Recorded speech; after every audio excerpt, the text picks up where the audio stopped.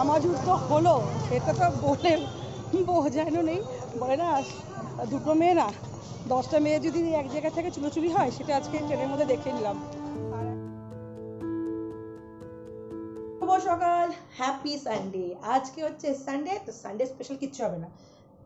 যাব হচ্ছে নেমন্তন্ন বাড়ি, আর এটা আমাদের কচু আছে, তাদের রান্না করবো না। মেয়ে বললো আজকে ভেজ বিরিয়ানি করবে।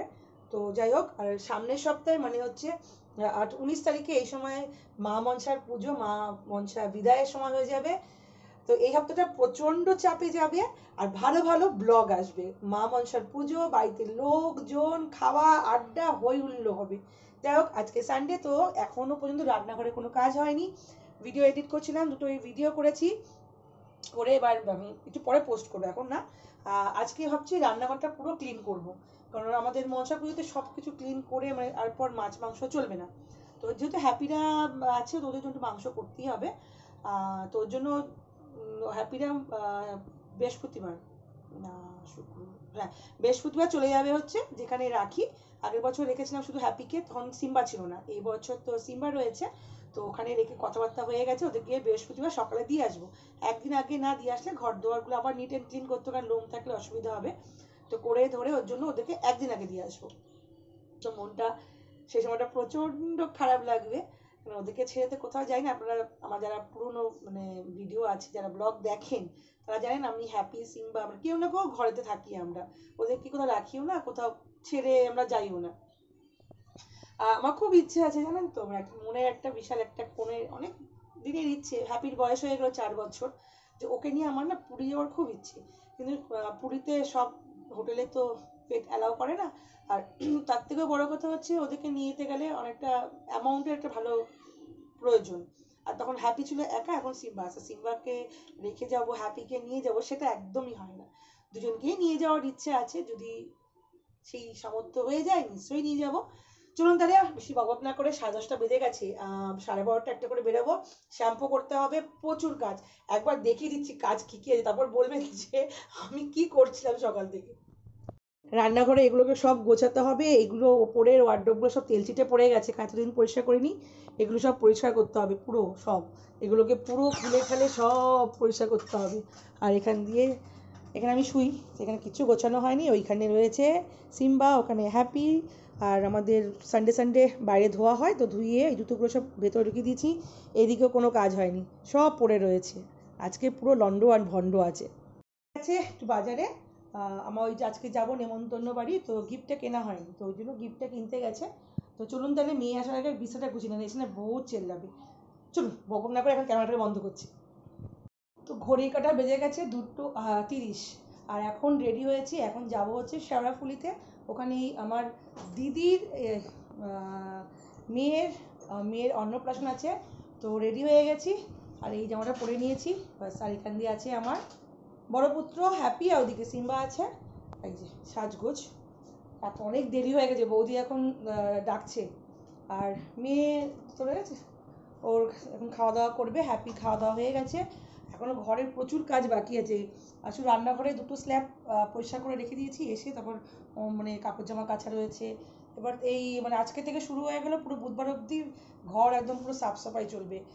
মানে ওদের যেহেতু হ্যাপি আর সিম্বা থাকে, প্রচুর লোম ওঠে, ওর জন্য তো আর একটা নিট অ্যান্ড ক্লিন একটা মানে আলাদাভাবেই করতে হয়। তাছাড়াও এবার কালকে খাট খুলবো, খুলে টুলে একদম পরিষ্কার হবে। চলো, কেমন লাগছে কমেন্ট করে জানাবে। চলে এসছি এখন বাবার বাড়িতে, এখান থেকে বৌদিকে নেব, নিয়ে তারপর লিলুয়াতে স্কুলে রেখে তারপর যাব। আর ওখান দিয়ে চিকলা ডাকছে, ওই ওখান দিয়ে চিকলা ডাকছে, বৌদি হয়তো বেরোচ্ছে ওর জন্য। চলো বেরিয়ে যাওয়া যাক। বেজে গেছে 3টে, পৌঁছতে পৌঁছে 4টে বাজবে। দুপুরকার খাবার আমরা 4টের সময় খাবো, আবার ওখান থেকে বেরোতে হবে। বৌদিকে বললাম গাড়ি নিয়ে চলো, যাবে না। যাই হোক চলো, বৌদি আর শাড়ি পরে এসছে। শিখলো, এখন আমরা লিলুয়া স্টেশনে পৌঁছে গেছি। আমাদের একটা এমন একটা কথা হলো যে বৌদি এখান থেকে পালিয়ে গেল, এখান থেকে পালিয়ে গেল। যাই হোক, কথাটা থাক, কথাটা যখন সাকসেসফুল সব কিছু হবে তখন বলবো। আর এখন চলে এসেছি লিলুয়া স্টেশনে, ট্রেন একটা বেরিয়ে গেছে, টিকিট কাটতে গেছিলো বৌদি, ওর জন্য ট্রেনটা বেরিয়ে গেছে। বিনা টিকিটে উঠলে তো ব্যাস ফাইন হবে। এখন দাঁড়িয়ে আছি, এখন ট্রেন আসলে তারপর উঠবো। আর আজকে কালকে যেহেতু সোমবার, এখান দিয়ে সবাই তারকেশ্বর যাচ্ছে বোম ভোলে করতে করতে। চল।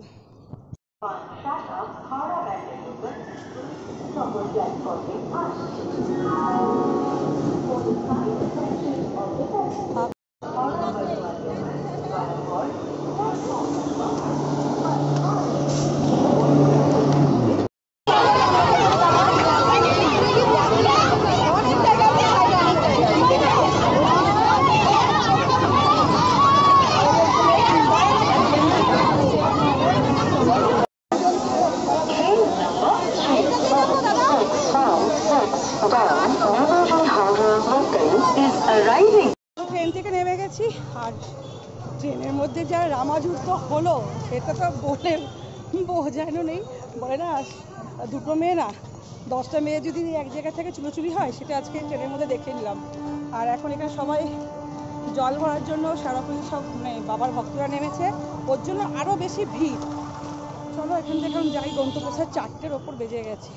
দুপুরকার খাওয়া দাওয়া যে কখন করবো না করবো কিছুই বুঝতে পারছি না। এখানে টোটো দেখতে পাচ্ছি না, যে টোটো ধরে যাবো। লোক যারা যারা আমি ট্রেন মধ্যে লোকাল ট্রেনে যাতায়াত করে তাদের জন্য প্রচণ্ড কষ্ট। তো চলো যাই। ধাক্কি করে অবশেষে চলে এসেছি অন্নপ্রাশন বাড়িতে। আর এই যে দিদা বসে রয়েছে ওই দিকে, এখন বাচ্চার সাথে দেখা হয়নি। আর আগে খেয়ে নিই, পেট পুজো করিনি, 4:25 বেজে গেছে। মেয়ে না ও ইউটিউবার। তো যাই হোক, এখন খেয়ে দিয়ে তারপর বাচ্চাকে দেখাবো। আমাদের নাতনি হবে। হ্যাঁ নাতনি দিদা আমি নাতনিকে দেখাবো। পরে দেখো, আগে পেট পুজো করে নিই। চলো আগে খেয়ে দিই, কী কী খাওয়ার আছে সেটা আগে দেখে নিই। অলরেডি পড়ে গেছে পনিরের, এটা কী গো, পনির পাসিন্দা। এবার পরে আর কেউ নেই, সব ফাঁকা। আমরাই হচ্ছে লাস্ট ব্যাচ। হ্যাঁ আমরাই হচ্ছে লাস্ট ব্যাচ, আমি আর বৌদি। কেমন ছিল এক্সপিরিয়েন্স তোর ট্রেনেতে? এরকম ভাবতেই পারি চলো খেয়ে দিয়ে তারপর কথা বলছি।